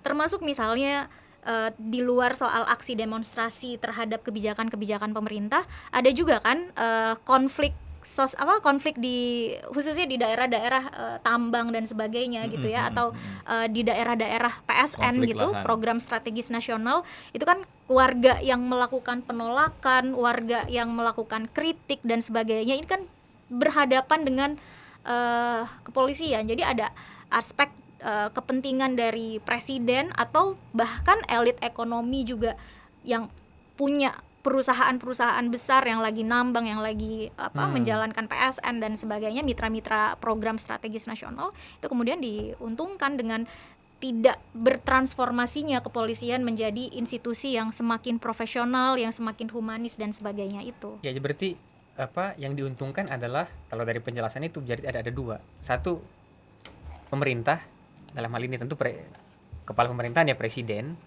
karena proyek-proyek strategisnya bisa jadi ada justifikasi untuk mengerahkan aparat negara, dalam hal ini kepolisian, untuk mengamankan proyek strategis. Tapi yang kedua, proyek strategis itu kan juga ada kroni-kroni ekonomi yang mendapatkan keuntungan dari situ, yang tentu mereka kan kepentingan mereka adalah akumulasi kapital. Tapi pada satu sisi mereka butuh keamanan, butuh pengamanan supaya itu dapat berjalan. Iya. Polisi dapat dikerahkan untuk mengamankan kepentingan bisnis Investasi. itu, kepentingan investasi itu. Bahkan Yang dirugikan berarti masyarakat. iya. Tapi yang kedua, bisakah kita bilang bahwa polisi yang berada di garis depan juga turut dirugikan? Iya, betul. Karena pada akhirnya yang menikmati hasil kerja pengamanan itu secara langsung bukan Karena mereka yang bukan punya institusi resiko di kepolisian lapangan. begitu kan, mereka juga ada resiko. Tapi yang menikmati ya balik lagi seperti yang Kak Almas jelaskan. Jadi bahkan apakah ini pada akhirnya akan menguntungkan institusi kepolisian secara keseluruhan juga bisa kita ragukan gitu maksud saya. Iya. Jadi saya setuju ya. Jadi memang RUU ini bukan untuk rakyat. Bahkan ini membahayakan keselamatan rakyat. Iya. Dan kalau kita bicara dalam konteks yang lebih luas, ini merusak demokrasi dan juga negara hukum Indonesia. Karena pada akhirnya Kepolisian Republik Indonesia yang lahir dari rahim reformasi, Reformasi. konstitusi ya dan demokrasi itu bukan lagi menjadi alat negara untuk menjaga keamanan ketertiban dalam konteks untuk melindungi Iya. keselamatan rakyat dan juga menegakkan hukum supaya tercipta keadilan sosial, tapi justru menjadi alat politik kekuasaan dan rezim. Iya. Ini sangat membahayakan Ini- hak asasi manusia, keselamatan bangsa ini ke depan. penting banget untuk dilihat aspek soal bagaimana ada pihak-pihak yang diuntungkan, bukan dalam konteks memang seharusnya polisi itu melakukan pengamanan untuk kepentingan negara gitu ya, tapi aspek yang lain. Karena saya melihat ke depan bisa jadi akan semakin banyak tuh aksi-aksi demonstrasi untuk mengkritik program-program pemerintah, kemudian juga konflik-konflik lahan yang membuat masyarakat adat, masyarakat di daerah-daerah gitu, itu akan melakukan kritik-kritik Kritik. karena memang proyeknya banyak yang Yes. banyak yang bermasalah gitu dan punya dampak langsung ke masyarakat gitu. Terlebih saya kira kita penting juga untuk menyampaikan warning, kritik kepada DPR RI ya. Iya. Mereka itu semestinya dalam konteks desain negara demokrasi itu kan wakil masyarakat ya untuk menyuarakan kepentingan, pikiran dan juga aspirasi masyarakat, termasuk mengkontrol kebijakan negara, pemerintah. Kalau kemudian tidak pro rakyat, tidak mensejahterakan rakyat, Dan justru koreksi dong. membahayakan rakyat. Justru hari ini DPR itu bukan menjadi Dewan Perwakilan Rakyat, Iya. tapi menjadi Dewan Perwakilan Rezim, ya, yang kemudian melahirkan undang-undang kepolisian yang saya kira sangat buruk, begitu Iya, ya, betul. dan membahayakan keselamatan rakyat. Dan Ini gini ya, kita tuh punya mengerikan. ratusan anggota DPR, tapi dalam sidang pengesahan revisi kemarin atau pembahasan-pembahasan nggak ada tuh pertanyaan-pertanyaan atau perdebatan ya kan yang mengkritisi soal Iya, iya. pasal-pasal ini tadi Justru gitu. diskursus Ada yang kita satu bahas dua di mungkin sini, ya. diskursus yang kita bahas di sini itu seharusnya diskursus yang muncul ketika pembahasan tingkat 1 di DPR, ketika ada Iya, RDPU atau iya. ketika rapat di komisi misalnya. Tapi kan kayak yang Mbak Almas bilang, kita tidak melihat itu ketika DPR melakukan pembahasan undang-undang. Dan kan bukan hanya di RU Polri saja, ya, di alih-alih undang-undang yang lain juga polanya sama begitu. alih-alih mereka kemudian membuka ruang untuk kemudian diskusi ya, Iya. untuk kemudian bisa memperdalam masalah ini, karena RUU kepolisian ini saya setuju dengan apa yang disampaikan Mbak Almas di awal. Ini sangat penting terkait dengan hajat hidup orang banyak ya, kompleks mengatur berbagai urusan ya, dan ini lintas isu Iya. ya, lintas sektor, nggak bisa kemudian asal-asalan dibuat ya tanpa diskusi mendalam. Bahkan kita sampai mengatakan ini ugal-ugalan sekali, ini serampangan, tidak Iya. hati-hati, dan itu nyata hari ini. Jadi saya kira ini sangat berbahaya ya, dan lagi-lagi yang dirugikan masyarakat. Saya setuju. Kenapa? Karena polisi ini dananya besar sekali, ratusan triliun ya. Itu yang mendanai siapa? 184 triliun. Yang Tahun mendanai- ini 146 triliun tuh. Dan untuk membeli gas air mata, mungkin peluru karet, terus kemudian rantis, yang pada akhirnya ditembakkan Iya. kepada Masyarakat rakyat, yang bayar masyarakat pajak, yang gitu. membayar pajak dan mendanai pembelian senjata-senjata itu, Iya. membiayai gaji-gaji mereka, keluarga mereka, ya, membiayai seragam mereka, sepatu mereka yang gratis tiap berapa bulan sekali itu. Dan Ya. ketika masyarakat mengkritik, kemudian dengan arogannya disampaikan bahwa oh kalau nggak setuju dengan undang-undang ini silakan JR ke Mahkamah Konstitusi. Ya kita perlu gitu. tunjuk hidung tuh Menkumham itu. Iya betul. Itu Edi Hiaric itu kemudian justru kalau kalian nggak setuju bawa aja ke MK. Iya, konsep demokrasi itu nggak seperti itu. Proses penyusunan regulasi, apalagi ini undang-undang gitu ya harus cermat di awal gitu. Partisipasi masyarakat tuh harus dijamin di awal. Jangan kemudian dengan arogan menyampaikan bahwa silahkan datang ke Mahkamah Konstitusi gitu. Ya. Saya ingat apa yang Mas bingung Arief juga bilang sih ya. sebetulnya ya.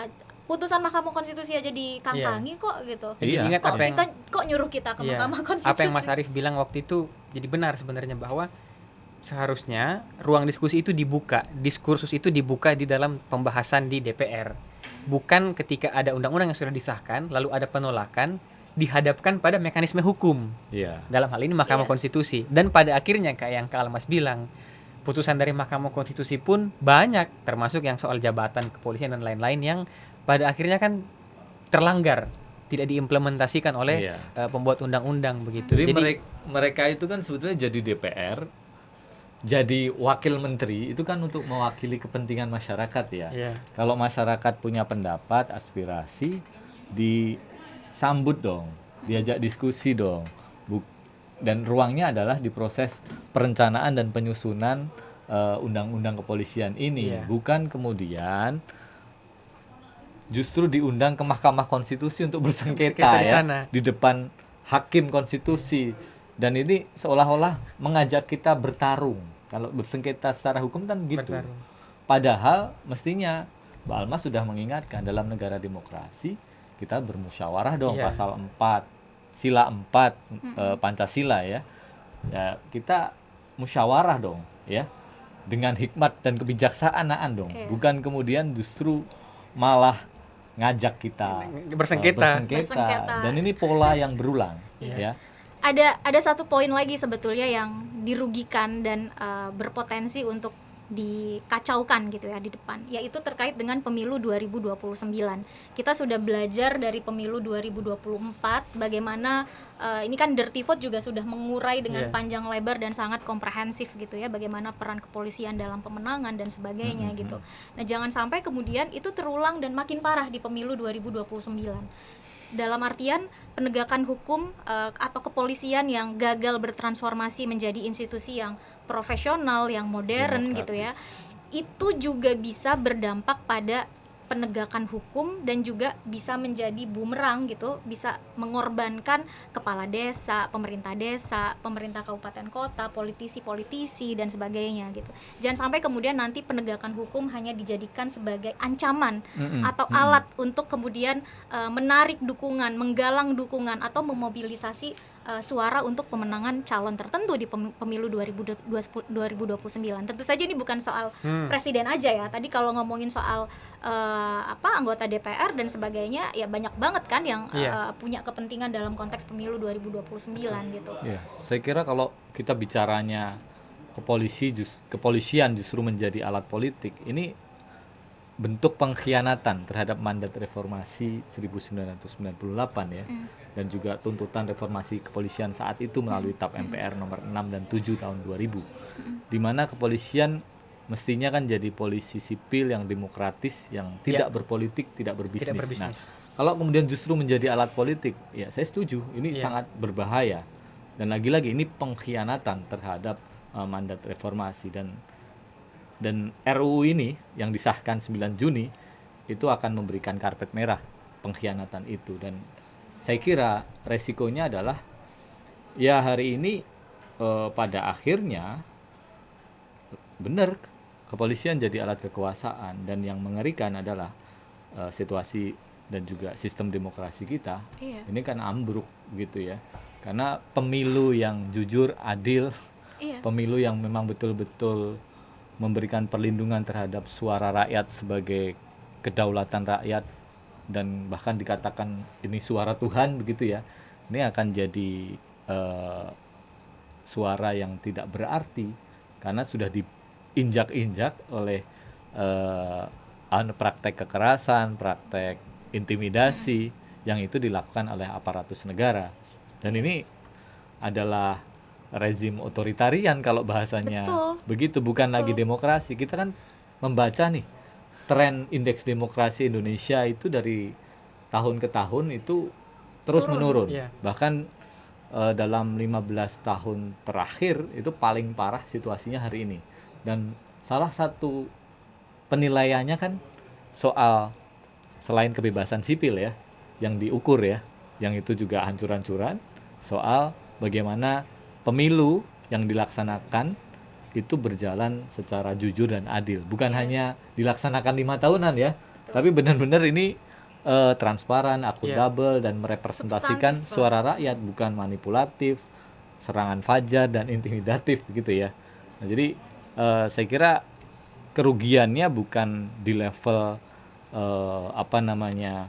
soal ancaman keselamatan hak yang terlanggar, soal kemanusiaan saja ya, tapi juga soal masa depan bangsa ini. Soal kualitas demokrasi kita juga. Jadi nggak terjadi tuh yang tadi Mas Arief sempat sampaikan di awal bahwa kepolisian itu adalah alat keamanan negara, Alatnya gitu ya. rakyat ya. Tapi yang kemudian terjadi ya alat keamanan masyarakat untuk masyarakat dan sebagainya. Tapi yang terjadi adalah Berbalik. alat politik dan alat kekuasaan untuk melanggengkan kepentingan politik praktisnya aja gitu. Oke. Hans, ada tambahan nggak? Kalau saya itu satu yang menarik tuh terakhir ini ya, karena tadi Mas Arief Ditutup sama dengan Hans. ya Kak Silakan, Almas Hans. bicara tentang ada potensi dilibatkan dalam pemilu dan segala macam. Sudah ada contohnya 2024 gitu kan. Kenapa potensi itu ada? Karena kita belajar dari pengalaman kan begitu ya. Kenapa pada akhirnya bisa menjadi satu alat yang efektif?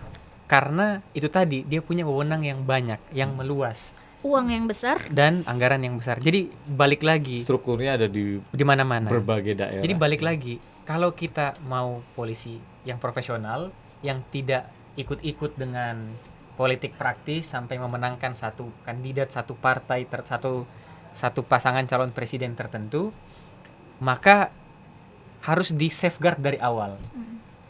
Penugasannya harus sesuai dengan itu tadi, fungsi keamanan, ketertiban, penegakan hukum, tidak diperluas kemana-mana. Sehingga ya tentu kita tidak bisa menyalahkan ketika masyarakat curiga kalau misalnya diperluas kemana-mana wewenang, wah jangan-jangan ini ada sesuatu, ini jangan-jangan ada kepentingan politik tertentu. Karena itu tadi, itu kan bukan hanya analisis potensi saja, tapi itu sudah pernah terjadi sehingga bisa saya bilang ada trauma mungkin begitu ya. Wah ini pernah kejadian, ada pola seperti itu sehingga orang menjadi curiga.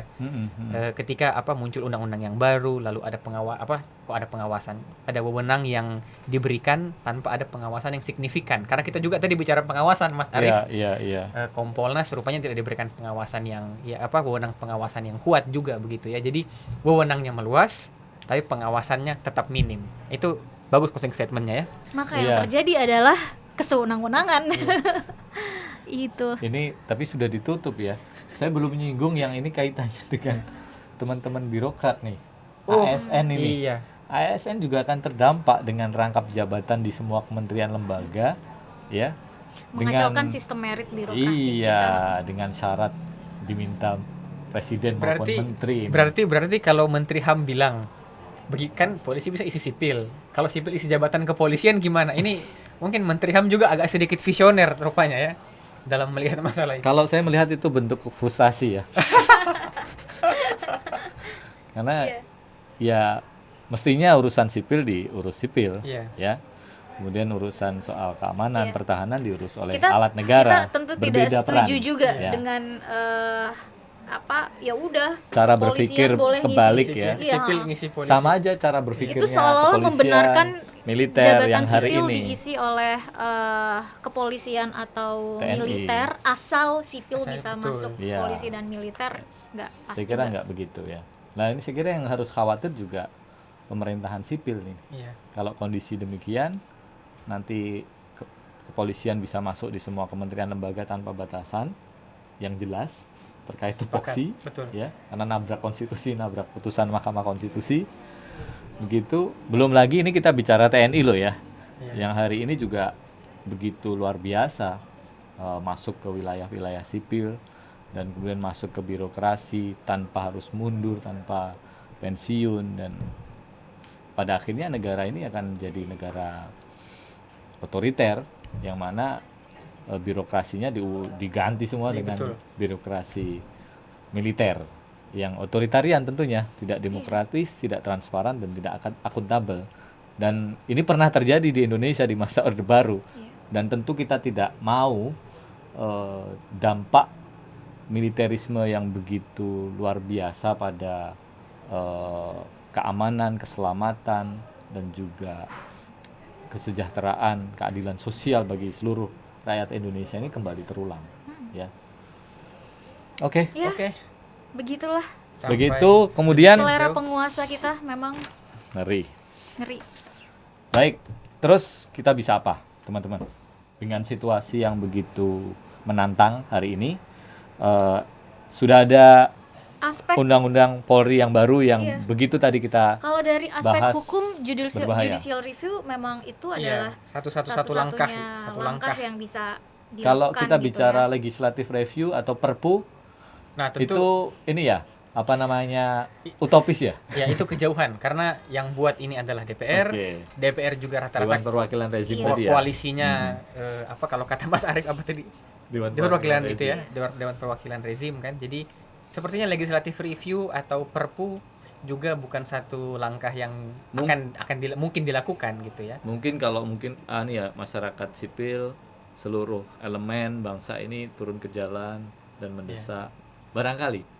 Tapi agaknya pesimis ya. Iya. Dan kebanyakan Perpu juga tidak baik, Mas Arief. Oke. Ya, karena Ya, mungkin analisis ini Iya. penting. Itu juga penting ya, karena Perpu itu jangan dipandang sebagai jalan pintas untuk kemudian meng-cut off undang-undang yang kita anggap bermasalah, gitu. Ya, Iya. karena kalau misalnya satu undang-undang itu bisa diubah dengan Perpu, jangan sampai undang-undang lain yang sebenarnya bagus juga pada akhirnya kalau tidak sesuai dengan selera dari presiden di cut off, diubah dengan Perpu gitu. Jadi Perpu saya kira satu mekanisme yang tentu bisa diambil, tapi itu harus jadi very very last resort. Iya. Nggak bisa dijadikan sebagai solusi semua undang-undang Dan bermasalah. juga kita penting melihat bahwa produk revisi undang-undang Polri ini bukan cuma produknya legislatif kan, bukan hanya produknya Wamenkum yang tadi Mas Arief sampaikan gitu, tapi juga ada selera presiden, selera pemerintah juga di sini. Lalu menjawab atau masihkah misalnya ada Berharap harapan dengan Betul. Pak Perpu? Prabowo. Iya, kalau Pak Prabowo memang mau mereformasi kepolisian secara serius, ya itu sudah dilakukan kemarin sebelum revisi undang-undang Iya. ini disahkan. Kita akan melihat pasal-pasal yang memang punya nuansa untuk memperbaiki Perbaikan. institusi kepolisian gitu. Tapi Jadi faktanya ketika kita tidak ya. melihat itu, ya justru yang patut dipertanyakan komitmen soal memperbaiki institusi kepolisian itu bukan cuma DPR ya, tapi juga Presiden Prabowo itu sendiri gitu. Jadi aku rasa memang kalau dari aspek hukum ya satu-satunya langkah itu adalah judicial review begitu. Dan juga kalau kita bisa ya ini tugas publik sebetulnya semakin berat ya untuk warga jaga warga, kemudian juga semakin kita perlu Bersolidaritas semakin satu sama bersolidaritas, lain. kemudian Betul. mendokumentasikan juga ya. Iya, penting. Banyak mendokumentasikan hal-hal yang itu tadi bisa menjadi dokumentasi kita terkait dengan kesewenang-wenangan yang dilakukan oleh kepolisian yang mungkin ke depan akan semakin meningkat gitu. Jadi Data-data yang tadi YLBHI sempat share di awal itu rasanya ya memang penting untuk dilanjutkan. Dan soal pemilu ya juga ini jadi PR yang besar banget buat kita gitu ya, untuk menjaga bagaimana kualitas demokrasi kita ke depan lewat pemilu salah satunya. Iya. Jadi bicara upaya hukum, bukan kita pesimis dengan Perpu maupun legislative review, tapi faktanya, realitas politiknya, Betul. konfigurasi politik hari ini tidak mungkin ya, kecuali ada keajaiban ya, yang hadir tiba-tiba gitu ya. Oke, jadi judicial review menjadi salah satu opsi yang paling mungkin paling masuk akal dan masuk akal untuk kita tempuh. Pertanyaannya kenapa penting judicial review? Ya karena banyak banget pasal-pasal secara Iya, formil tadi dan secara secara material. argumen material jelas, Iya. argumen formil jelas, Iya. ya. Saya jadi jawab sendiri nih. Iya. Ya, karena Ya, begini, karena memang itu jawabannya kita, ya. kita habis diskusi 1 jam cuma bahas 4 pasal, Mas. Itu Lima lima Iya. pasal ya. Itu belum semua ya. Ya, itu belum semua. Itu menunjukkan Itu bahwa masalah semua tadi ya. itu baru itu pun kita hanya bahas pasal per pasal ya, Iya. belum penjelasannya, kemudian nanti implikasinya bagaimana. Jadi Saya jadi haus. apakah sesuai dengan konstitusi atau tidak. Jadi saya kira sudah cocok ketika teman-teman ingin misalnya mengajukan constitutional review kepada Mahkamah Konstitusi. Boleh saya nambah satu Iya. alasan kuat ya, penting ya, untuk kita punya alasan untuk masa depan kenapa GR itu harus kita tempuh, karena kita tidak boleh menormalisasi ya praktek legislasi otoritarian seperti ini ya, seperti yang sudah-sudah. Dan ini bukan pertama kali kan, Betul. undang-undang KPK, Betul. Omnibus Law Omnibus Cipta Law. Kerja, terus Minerba, TNI TNI, KUHP sebelumnya. KUHP, KUHAP, ASN. ya kan?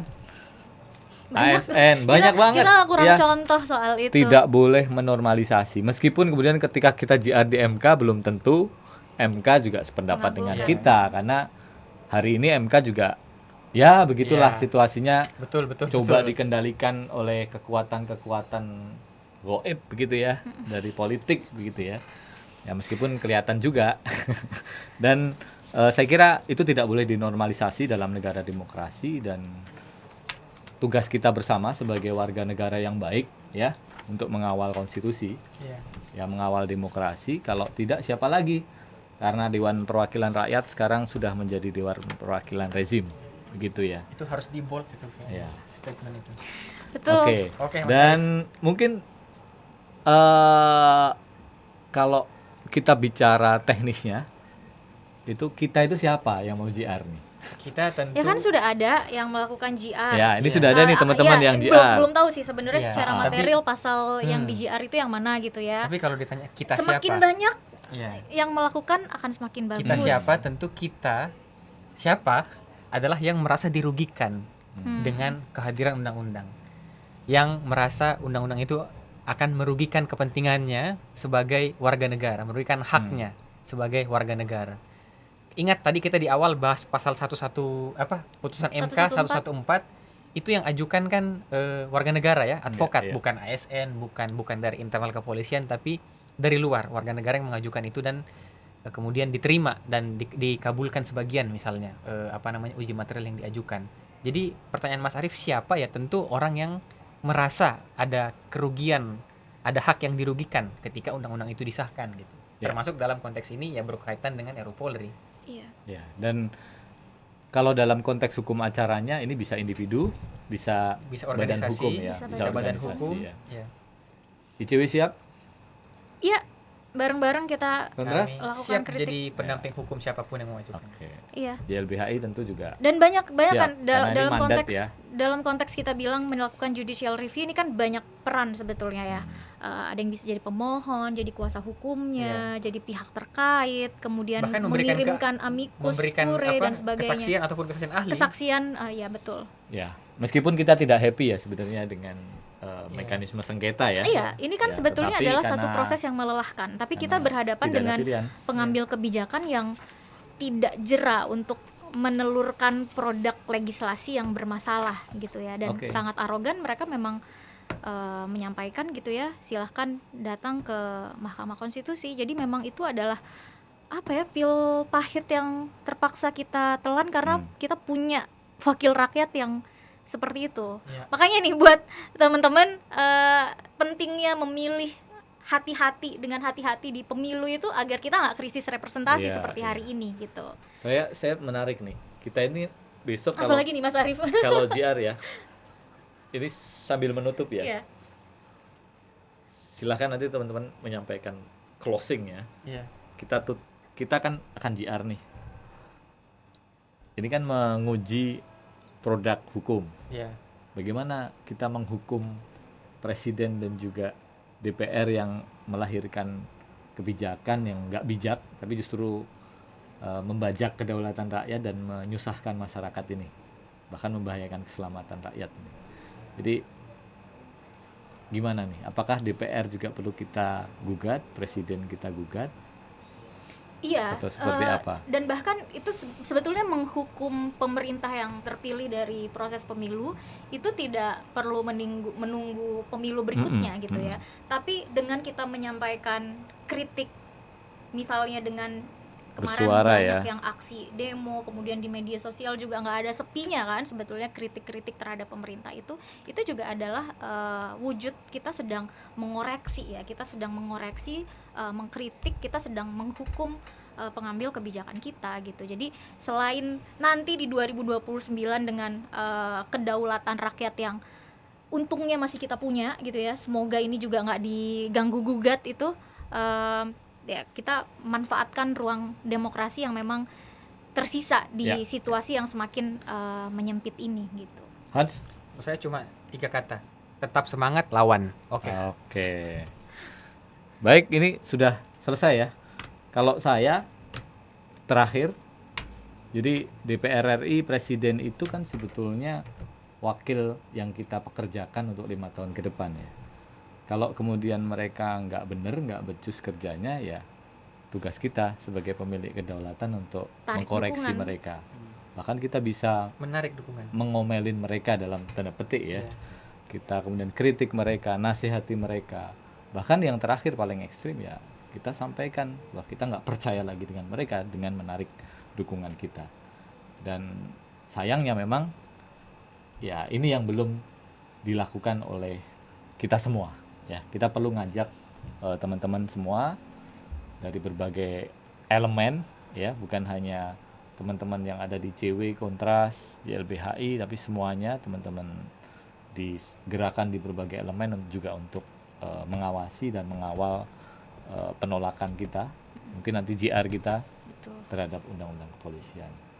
Begitu teman-teman, kita Ya, bisa cukupkan. Kita bisa cukupkan. diskusi Jadi kita. simpulannya adalah undang-undang Polri yang baru disahkan ini gagal menjadi safeguard tadi ya, Yes. yang Hans sampaikan gitu. Gagal mengantarkan ke mimpi reformasi kepolisian. Jadi bukan hanya reformasi kepolisian yang gagal, tapi agenda reformasi hari ini sudah gagal Sudah total. gagal. Sekian. Itu dia. Oke. Selamat sore. Thank you. Kita ketemu lagi di podcast berikutnya. Terima kasih.